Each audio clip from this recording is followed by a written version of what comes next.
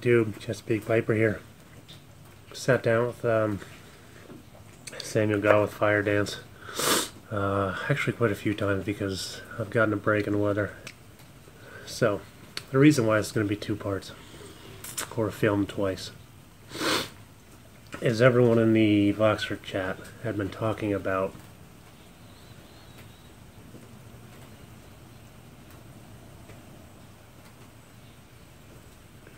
how floral Firedance is. And I disagreed.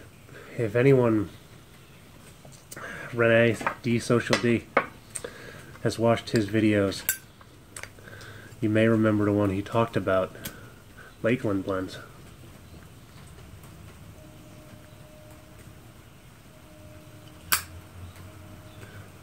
Which really piqued my curiosity on them. And I've been holding out for one particular. I want to try Bob's Chocolate Flake. But I dove into that Firedance real hard because I was really anticipating, and I tasted exactly what had been explained.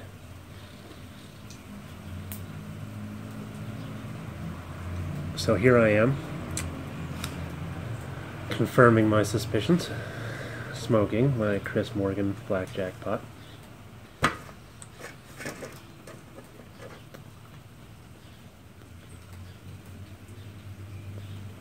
Smoking Samuel Gawith Squadron Leader.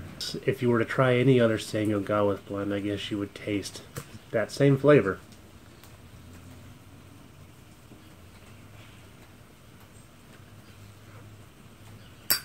I guess Lakeland blend is the way to say it. And you're going to attribute that flavor to an inherent Lakeland blend soapiness.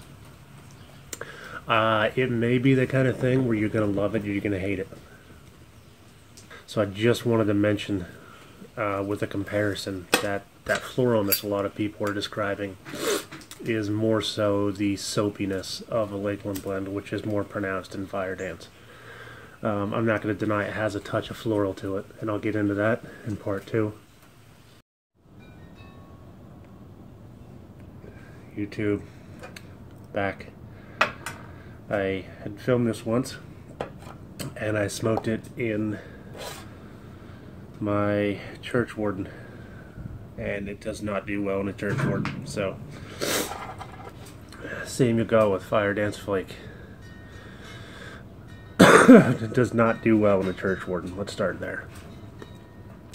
A blend of fine Virginias with the flavor of blackberries, brandy, and vanilla. What it does do well in is things of like this. Ooh, I like this one.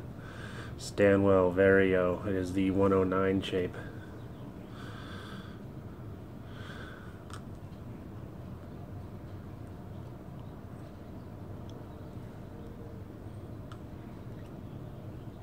What it does really well in is my Bones pipe that I'm sure if anyone watches my videos you're familiar with it.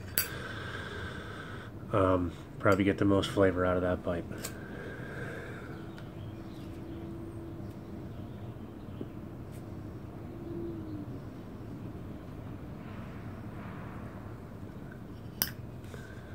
So, as I was saying in the first part that I just got done editing, is it is the Lakeland soapiness is very prominent in this blend.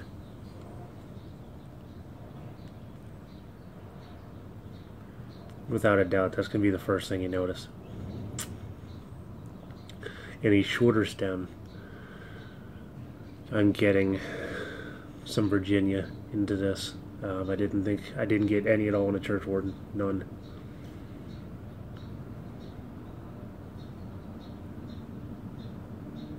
This blend does smoke hot, could get very hot on you. So with that being said, it was nice to have it in the church warden because it did not get hot.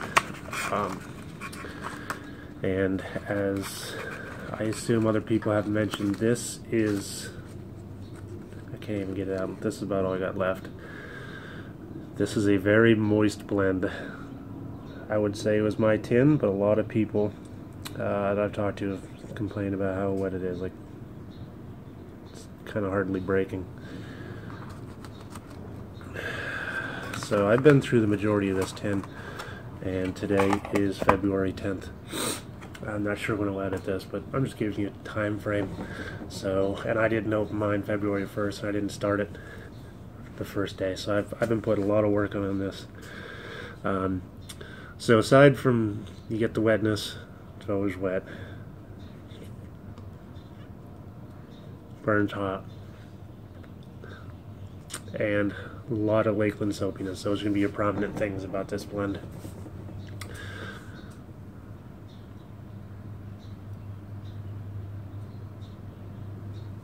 On the draw, I get a touch of vanilla. I'm not going to say vanilla is very heavy in this blend.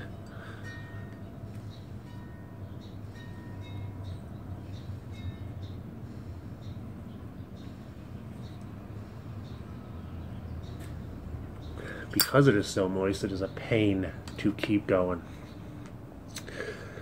Even harder in my church warden, and it got to the point where I was kind of gurgling and sucking soup yesterday when I was trying to do this video. So we're going to scratch all that.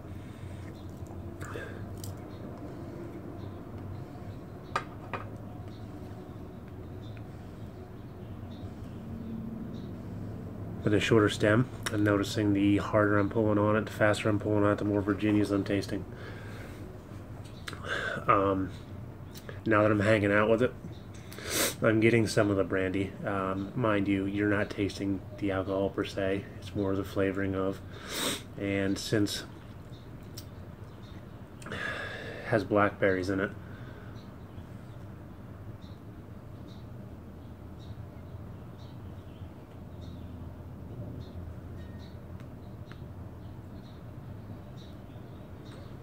longer draws like that is where you're going to taste your blackberry, long and slow, if that's what you're looking for out of it.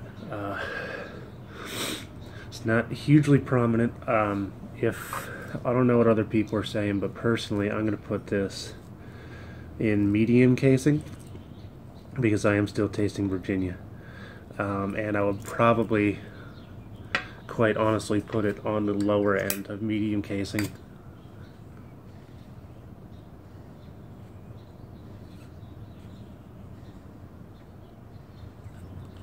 Because in contrast, it has nowhere near the flavor Holiday Spirit had, and that was on the very upper end to me of medium to heavy.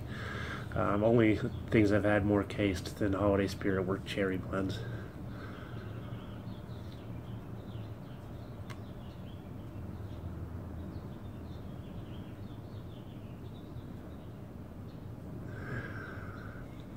If you're one of those people who are concerned about how it burns, hit or miss. Some days it comes out really black, tarry. Sometimes it burns to a nice white ash.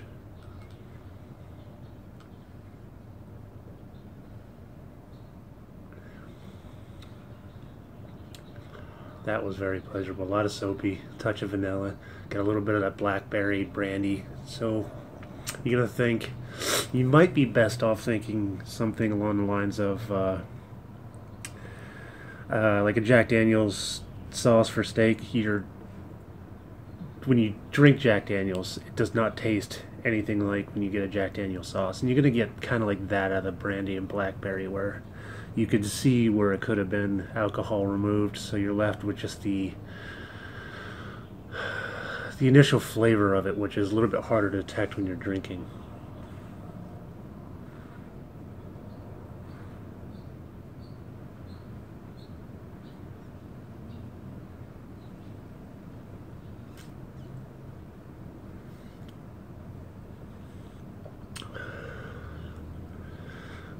I really looked forward to this when I saw that this was one of the ones on the list, and after I read it, so did it hold up to my expectations?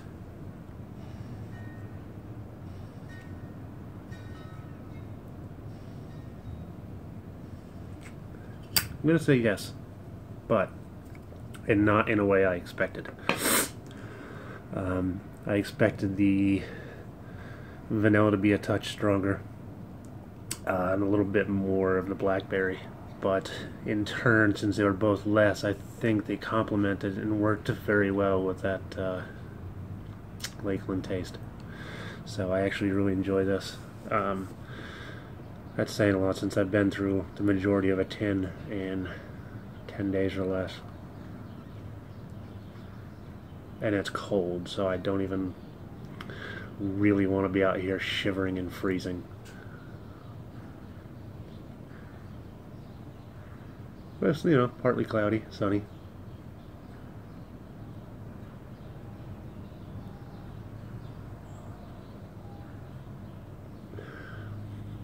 So,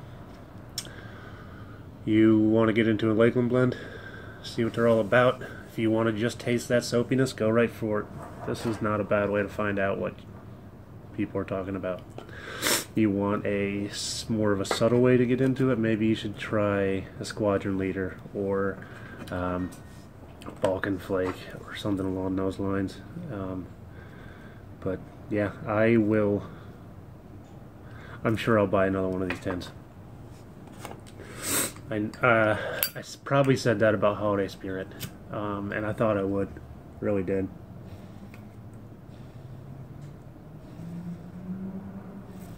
Here we are in February. I have lost my interest.